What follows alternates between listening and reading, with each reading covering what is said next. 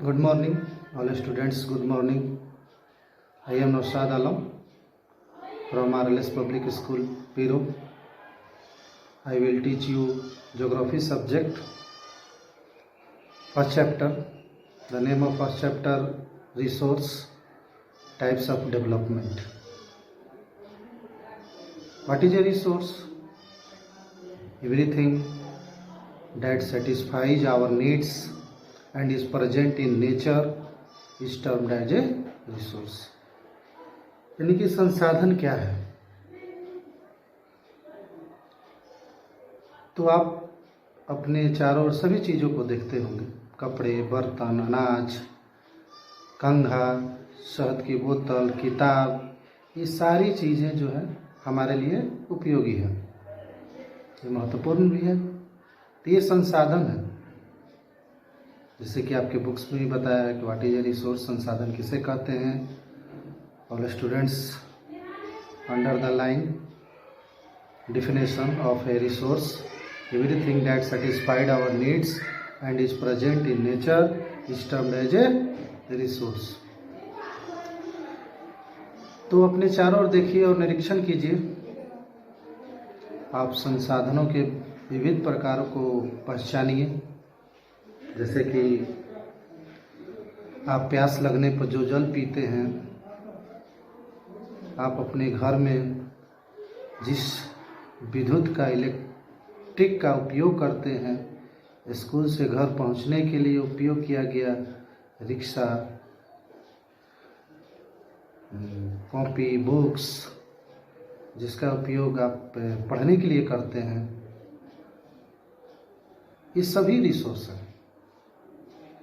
ये सभी रिसोर्स हैं। जल, विद्युत, रिक्शा, सब्जियां, बुक्स, कॉपीज, पेन्स, सभी में कुछ एक जैसा क्या है? इनमें से सभी वस्तुओं का उपयोग आपके द्वारा किया गया है, इसलिए वे उपयोगी हैं। तो दिया है आपके बुक्स में first topic time and technology, यानी कि समय और तकनीक are two main important factors which can convert a substance और a thing into a resource. यानी कि समय और तकनीक दो महत्वपूर्ण फैक्टर्स हैं जिसको हम एक पदार्थ में कन्वर्ट किया जा सकता है, एक वस्तु में कन्वर्ट किया जा सकता है, उसे संसाधन कहते हैं। यानी कि वह एक रिसोर्स है। लोगों के लिए दोनों ये एक दूसरे से संबंधित है, टाइम एंड टेक्नोलॉजी।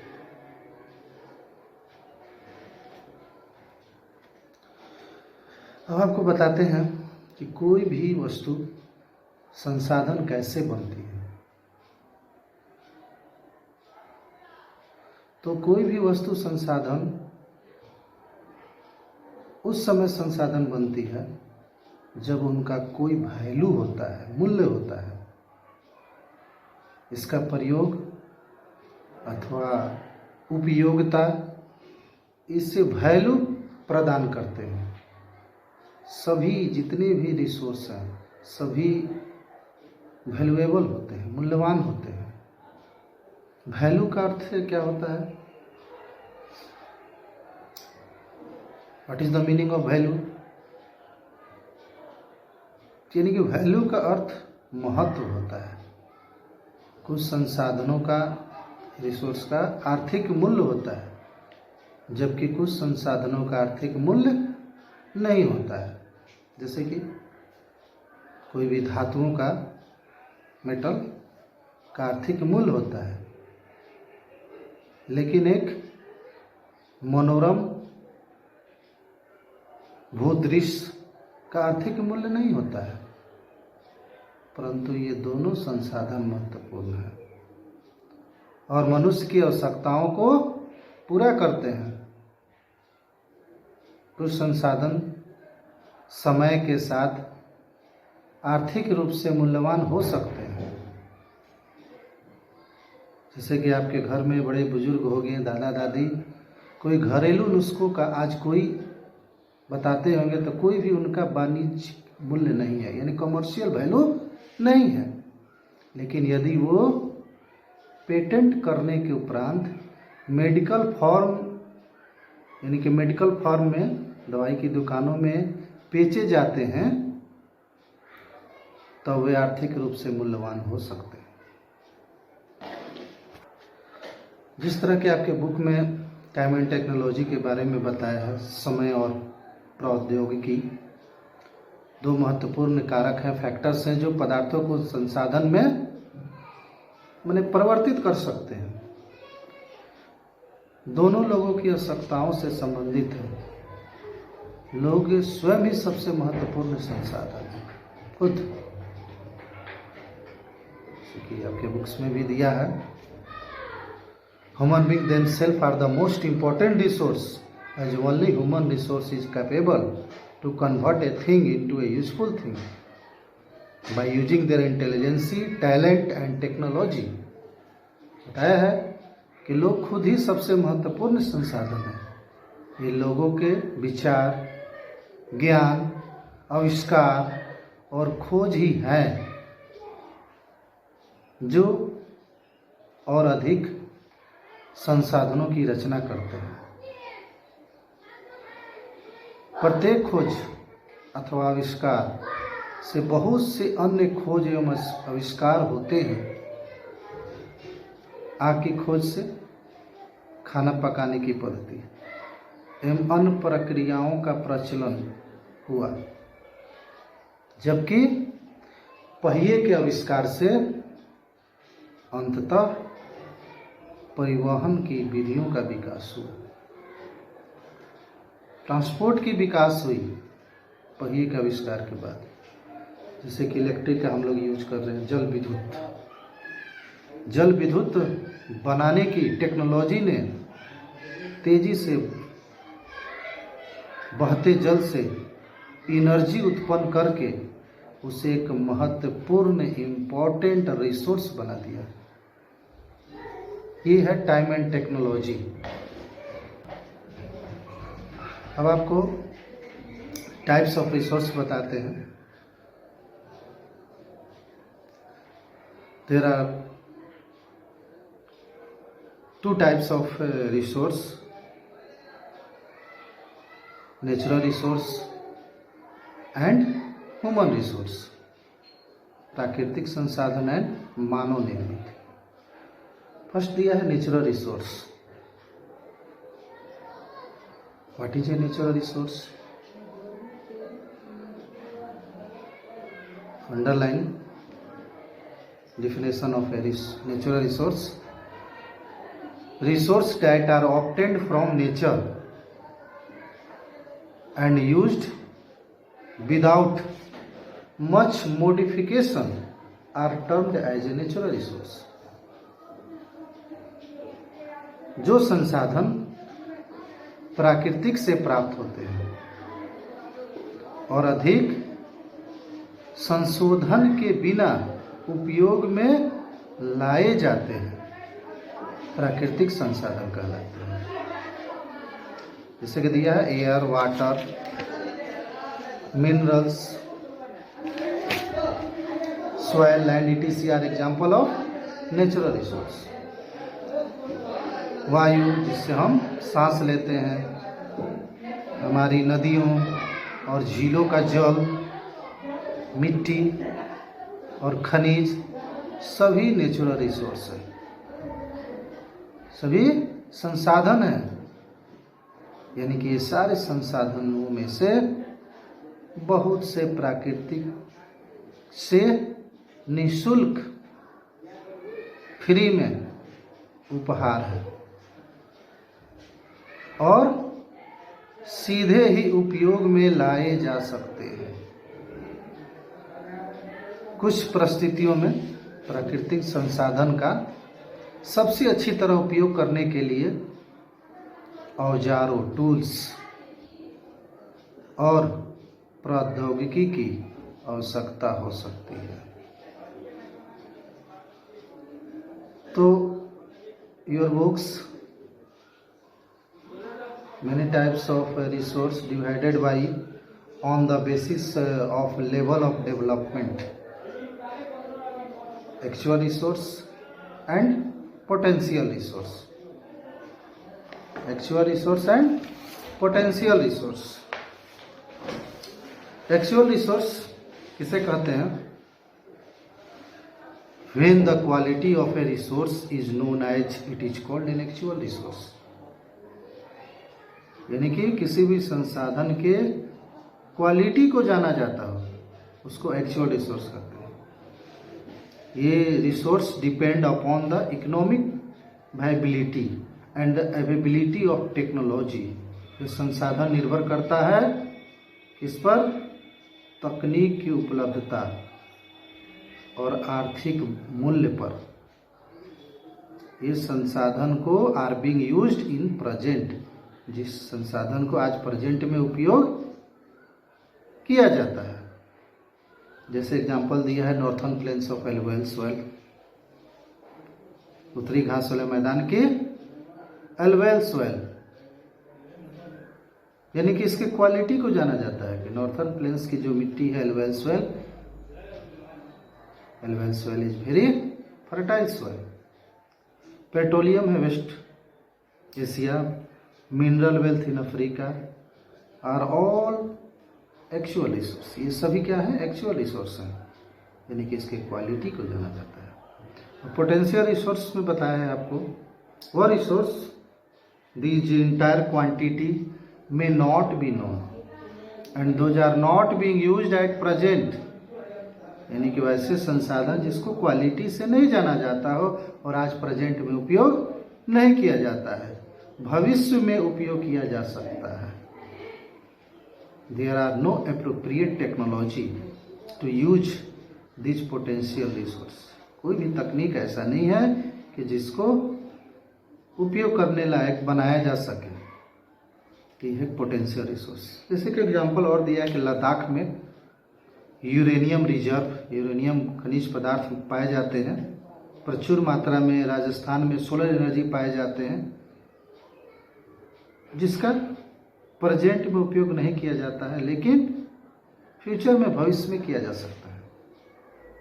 ये संसाधन तकनीक के लेवल को एडवांस और ह्यूज इन्वेस्टमेंट ऑफ मनी से यूज करने लायक बनाया जा सकता है रिसोर्स को। इसके लिए high huge investment of money चाहिए, advance level of technology,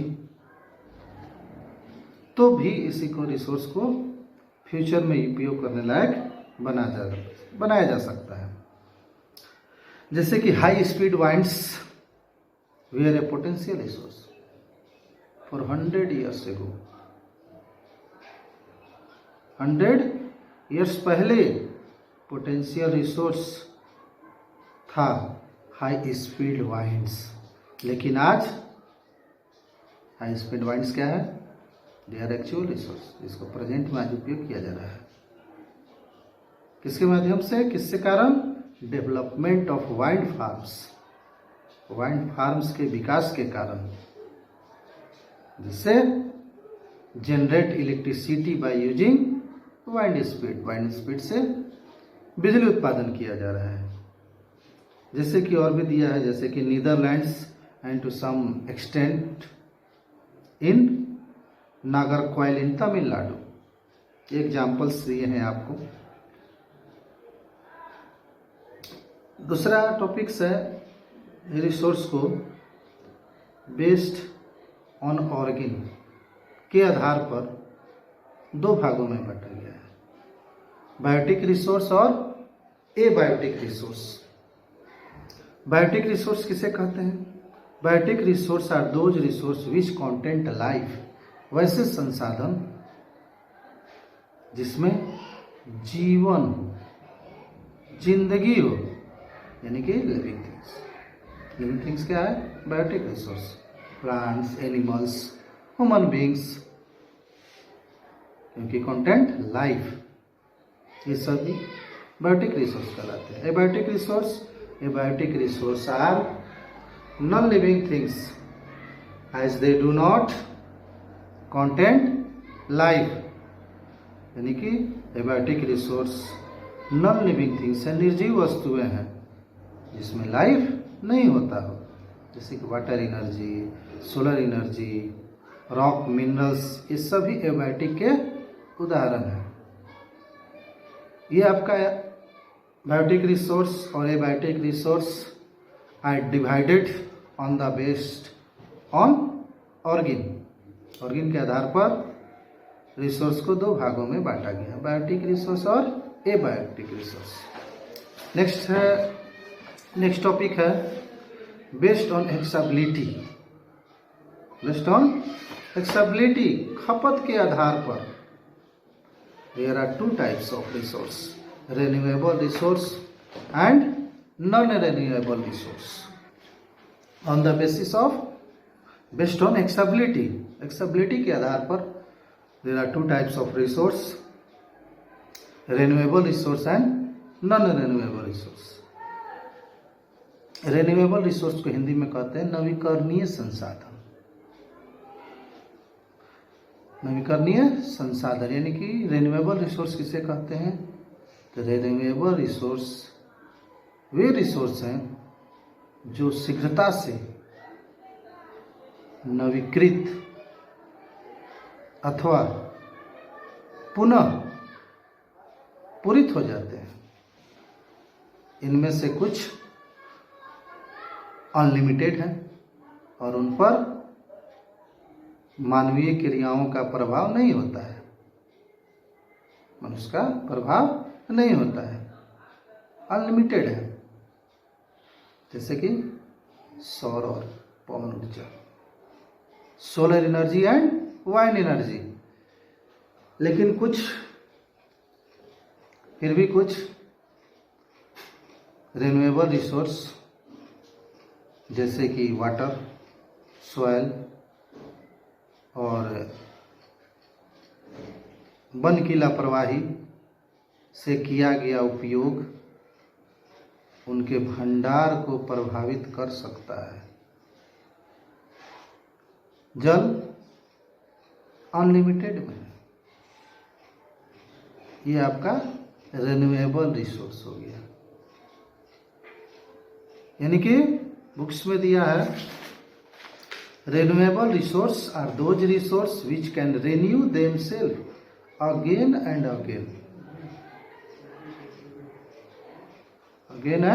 again, दोबारा जो है प्राप्त किया जा सकता है, यानी कि पुनः जो है इसको नवीकृत किया जा सकता है, रिन्यू किया जा सकता है। जैसे कि tidal energy, solar energy, wind energy. और नॉन रिन्यूएबल रिसोर्स में बताया, जिसको हिंदी में कहते हैं, एक रिन्यूएबल रिसोर्स में बता रहा है most of the parts of the world is facing the problems of water scarcity due to shortage and drying of natural water resource. दिया है कि फिर भी जल की कमी और प्राकृतिक जल स्रोतों का सूखना आज विश्व के बहुत से भागों में एक बड़ी समस्या है। दूसरा है नॉन रिन्यूएबल रिसोर्स, जिसको हिंदी में कहते हैं अनवीकरणीय संसाधन। These resources are present in a limited quantity, यानी कि नॉन रिन्यूएबल रिसोर्स वे संसाधन है जिसका भंडार लिमिट में सीमित है। भंडार के एक बार खत्म होने के बाद उनके रिन्यू अथवा पुनः पूरित होने में हजारों वर्ष लग सकते हैं। यह अवधि मानव जीवन की अवधि से बहुत अधिक है। तो इस प्रकार के संसाधन को नॉन रिन्यूएबल रिसोर्स कहते हैं, जैसे कि कोयला, पेट्रोलियम तथा प्राकृतिक गैस। इसके कुछ एग्जाम